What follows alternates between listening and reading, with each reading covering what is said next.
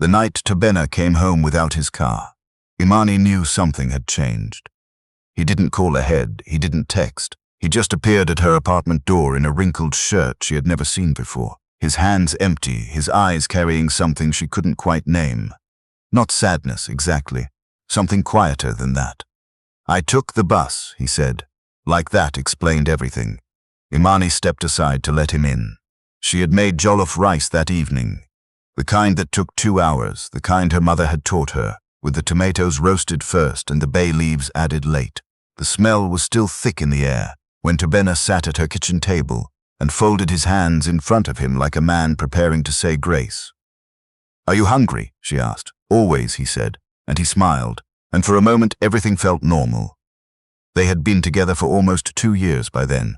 Tobenna Eze was the kind of man who made other people feel like the most important person in the room. He had grown up in Accra, moved to Toronto at 22, built his logistics company from a single leased van, and a phone he answered at all hours. By the time Imani met him at a fundraising gala for a youth literacy program in Scarborough, he had 12 employees, a warehouse in Mississauga, and a quiet confidence that had nothing to do with showing off. What Imani loved most was that he never made her feel small. She was a physiotherapist, working long hours at a clinic near Yonge and Eglinton, and she had dated enough men who subtly resented her independence to recognize when a man genuinely didn't. Tobenna celebrated every little thing she accomplished. When she got promoted to senior clinician, he showed up with plantains and champagne and made her tell the whole story twice. She had started to believe, in the careful way she allowed herself to believe things, that this was real. So when he arrived without his car, without any explanation, looking like a man carrying something heavy in both hands, she did not ask too many questions. She served him rice. She sat across from him. She let the evening breathe. He told her, that night, that he thought he might be in trouble. Not in those words exactly. He talked around it the way people do when they are not ready to say the full thing yet. He mentioned a contract that had fallen through, a partner who had pulled out unexpectedly, some cash flow issues he was trying to work through. He looked at the table more than at her. Imani listened. She didn't reach across to touch his hand, not right away. She let him talk. When he was done, she said, "Okay, what do you need right now?" He looked up. "What do you mean?" "I mean tonight. What do you need tonight?" He was quiet for a long moment. Then he said, "I think I just needed to sit here."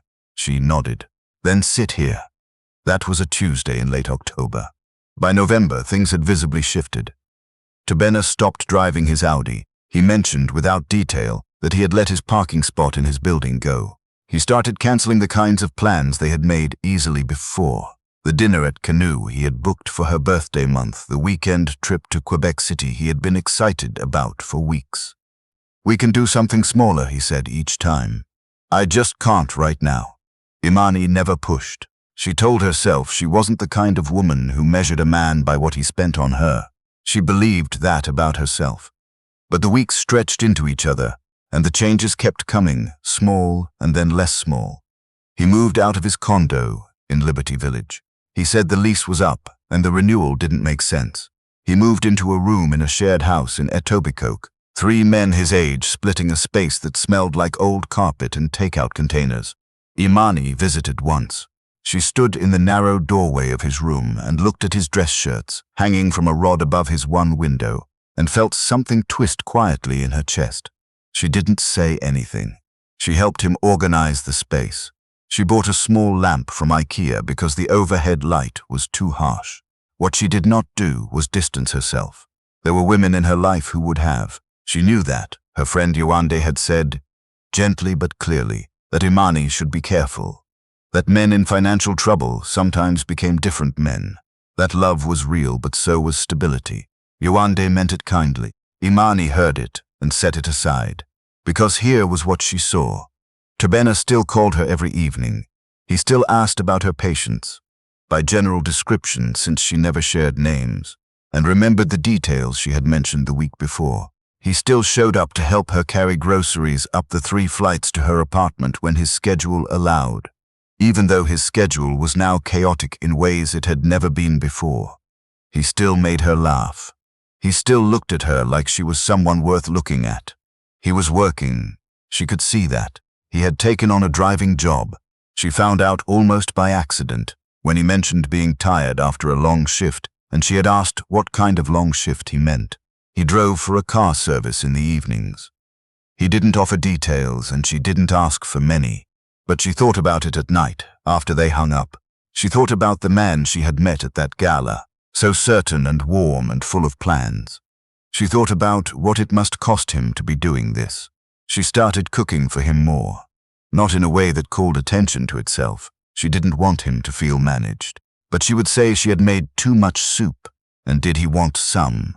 And he would come over, and they would eat together at her small table, and she would make sure there was enough for him to take home. One evening in December, about 6 weeks after his car had disappeared, Tobenna arrived at her door with a small paper bag. Inside was a single butter tart from a bakery near his new house, wrapped carefully in wax paper. "It's not much," he said. "It's my favorite thing," she said, which was true. He knew that. She ate half and saved half for the next morning and didn't make a production of it in either direction. He stayed late that night. They sat on her couch and watched something neither of them was really watching. And at some point he put his arm around her and she leaned into him, and they were both quiet for a long time. Outside, the first real snow of the season had started coming down, the kind that sticks immediately and makes the city go still. "Imani," he said. You haven't asked." She knew what he meant. "You'll tell me what you want to tell me." He didn't say anything for a while, then, "Aren't you scared?" She thought about it honestly before she answered. "Sometimes," she said, "but not of you, not of us." He pulled her a little closer. She could feel him breathe. "I don't deserve you," he said. "Don't say that," she told him. "I don't like that framing." He laughed surprised, and the tension in the room broke clean open. January came. Imani's clinic was busy after the holidays, the way it always was. People who had put off dealing with their pain through the festive season suddenly arriving all at once. She worked long days. She came home tired in a bone-deep way. Tobenna called every night still. Sometimes she answered already in bed, the lights off, her voice slow with tiredness, and he would talk to her gently about small things until she fell asleep, and he would quietly hang up. She did not know during those months that anything other than what it appeared to be was happening. She did not know that the contract hadn't fallen through, that it had been quietly transferred to a separate holding entity that Tobenna had set up precisely for this purpose.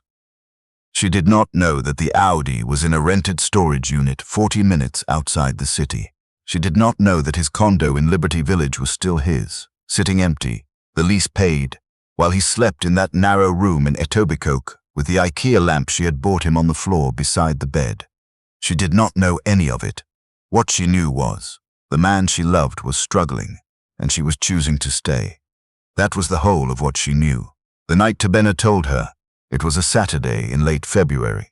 They had gone for a walk along the waterfront, because the weather had shifted strangely warm for a few days, the kind of false spring Toronto sometimes offers in winter just to take it back.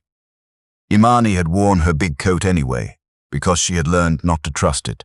They were walking east along the lake, the water grey and wide and restless. Tobenna had been quiet most of the walk in a way that felt different from his usual comfortable quiet, more held, more like something waiting to release. He stopped near a bench. He asked if they could sit. They sat. He looked at the water for a long moment. Then he turned to her and said, "I have to tell you something, and I need you to let me get through all of it before you respond." Imani felt her stomach shift. "Okay," she said. He told her everything. He told her about the plan. How he had known for months before that October Tuesday that he was going to do it. How he had needed to know. He had been about to take their relationship to the next level, he said, and he couldn't do that without being sure. He had been hurt before, deeply by a woman who had been with him for the money and left the moment the money became uncertain, and he hadn't fully healed from it, and he was ashamed of that, but it was true. He told her about the condo, the car, the company that was fine, that had always been fine. He told her about the driving job, which was real, which he had actually done, because he didn't want to lie more than he had to. He had wanted to feel what it felt like. He told her what her friend Yewande had said, that he knew because Yewande's boyfriend was a friend of his, and word had gotten back to him, and he had spent a week feeling sick about it, knowing what she was choosing despite what her friend was telling her. He stopped talking. The lake moved. A dog ran past on the path behind them, its owner jogging to keep up. Imani was very still. She thought about the butter tart in wax paper. She thought about the lamp she had bought, that he had kept beside his bed in a house he hadn't needed to be in. She thought about every evening she had come home, tired, and cooked a little extra, and told herself she quite wasn't keeping score. She thought about how much of herself she had quietly given, in the ordinary daily way that love asks for, without being sure of anything in return. And then she thought, he was afraid too. He had been afraid the whole time. He had done something wrong because he was afraid. That didn't make it right. She stood up from the bench. "Imani, I need a minute," she said. Her voice came out steadier than she expected. She walked a few meters away, to the edge of the path, and looked at the lake. The water was doing what it always did, moving without conclusion, grey and deep, and not asking anything of anyone. She thought about what it would mean to walk away right now. She had that right. She had every right. He had deceived her for 4 months, had manufactured her own loyalty as evidence, had treated her heart like a test she didn't know she was taking. That was not small. That was not something she could just absorb and move on from without naming it. But she also thought about who he had been through all of it, the calls every night, the way he had looked at her in that room in Etobicoke, a little ashamed, a little grateful, the butter tart, the fact that he had chosen, when he staged his fall, to do something real within it, to actually work, to actually feel what that felt like, because he hadn't wanted to lie more than he had to. That detail undid her more than she wanted to admit. She turned around. He was still on the bench, watching her, his hands between his knees, looking like a man who had prepared himself for whatever came next and didn't think it would be good. She walked back and stood in front of him. "You could have just asked me," she said. "I know," he said. "You didn't trust me enough to just ask me. I know that too." She looked at him for a long time. "That hurt," she said, "what you did.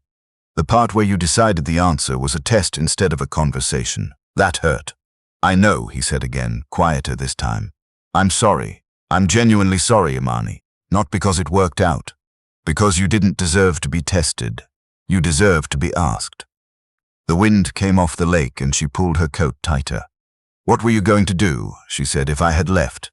He thought about it. "I think I would have been grateful," he said slowly, "and completely destroyed." She almost smiled at that, despite herself. She sat back down on the bench. Not close, not yet, but on the bench. "I'm not okay with it," she said. "I need you to know that. I'm not going to pretend it's romantic or that I think it was the right thing to do. It wasn't." "It wasn't," he agreed. "But I also know you. And I know that the person who planned this and the person who called me every night for 4 months, those aren't two different people. That's the same person, who is a little broken in one specific place and trying very hard in all the others." Tobenna was looking at her in a way that made her want to look away. She didn't. "I need time," she said. "I'm not walking away today, but I need you to understand that I need time to decide how I feel about all of it. You don't get to stage manage that part, no," he said. "I know. Whatever you need." She nodded. They sat there for a while longer, not touching, watching the lake. Eventually, she said, "The lamp. In your room.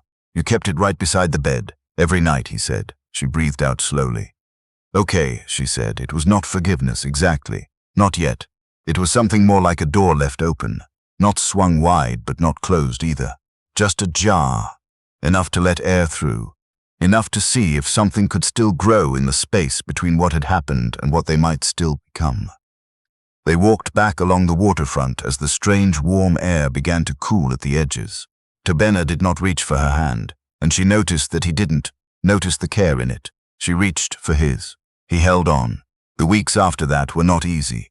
Imani kept her word about needing time. She did not rush herself, did not perform forgiveness before she felt it. There were evenings when she was short with him on the phone, without fully meaning to be. And she recognized it, and she told him what it was. There were nights she lay awake thinking about the version of herself who had cooked extra soup every week for a man who could have ordered from any restaurant in the city and chosen not to. because he had wanted to see what she would do, and she felt a complicated heat in her chest that was not quite anger and not quite something else. But she also went to see his condo in Liberty Village, now unlocked and lived in again, and stood in the kitchen while he made her tea, and looked around at the life he had built, the real one, and thought, this is still the same person. The fear that had made him do this was not a mystery to her. She understood it in the way you understand something you've lived near yourself. She had been afraid too, she just hadn't shown it the same way. By April, something had settled between them. Not back to what it had been. Better than that, actually. More honest, built on ground they had both actually stood on. He knew now what she was made of, and she knew the same about him, including the parts that still needed tending. One evening in early spring, they were back at her kitchen table. She had made the jollof rice again, the long kind, the kind that took 2 hours, and the apartment smelled the way it had that October night when he had first appeared without his car. He reached into his jacket pocket. He placed a small box on the table between them. He didn't say anything dramatic. He didn't make a speech. He just looked at her and said, "If you'll have me." She looked at the box. She looked at him. She thought about what he had put her through, and what he had shown her, and what she had shown her to herself in the space between those two things. She thought about who she wanted to be in her life, and who she wanted beside her in it. She opened the box. Then she looked up at him. "Ask me properly," she said, with a real question, not an if. He smiled, slow and warm and all the way to his eyes. He got up from his chair. He came around to her side of the table, and he got down on one knee on her kitchen floor, which needed sweeping, and the jollof rice was still on the stove, and the evening light was coming in sideways through the window, the way it does in April in Toronto, when spring is finally, actually, keeping its promise. "Imani," he said, "will you marry me?" She looked at the man on her kitchen floor, this complicated, wounded, genuinely trying man, and she felt something open in her chest that she had been holding carefully for a long time. "Yes," she said. "But we're going to talk about all of it, for as long as it takes." "For as long as it takes," he agreed. She took the ring from the box and held it out to him, and he slid it onto her finger, and they stayed like that, for a moment, the two of them, in the ordinary kitchen light, with the rice beginning to catch slightly at the bottom of the pot, in the way that is not burnt but is just barely, perfectly done.